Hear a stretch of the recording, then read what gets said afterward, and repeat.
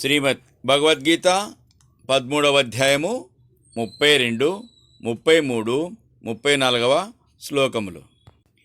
యథా సర్వగతం సౌక్ష్మ్యాత్ ఆకాశం నోపలిప్యతే సర్వత్రావస్థితో దేహే తథాత్మానోపలిప్యతే.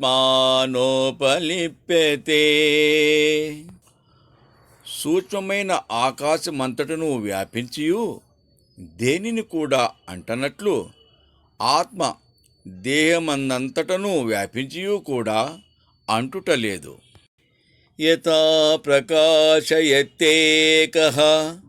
కృష్ణం లోకమిమం రవిః చేత్రం చేత్రీ తథా కృష్ణం ప్రకాశయతి భారత.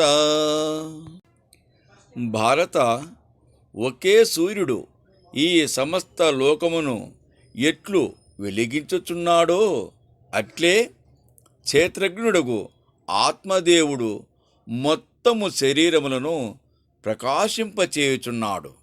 క్షేత్రజ్ఞయోరేవం అంతరం జ్ఞానచక్షుషా భూత ప్రకృతి మోచం చ ఏ విదుర్యాంతి తే పరం.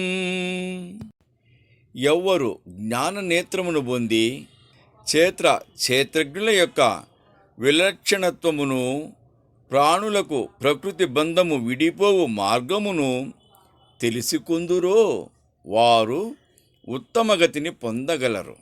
ఓం తస్సత్ ఇతి శ్రీమద్భగవద్గీతాసు ఉపనిషత్సు బ్రహ్మ విద్యాయాం యోగశాస్త్రే శ్రీకృష్ణార్జున సంవాదే క్షేత్రజ్ఞ విభాగ యోగో నామ 13వ అధ్యాయః.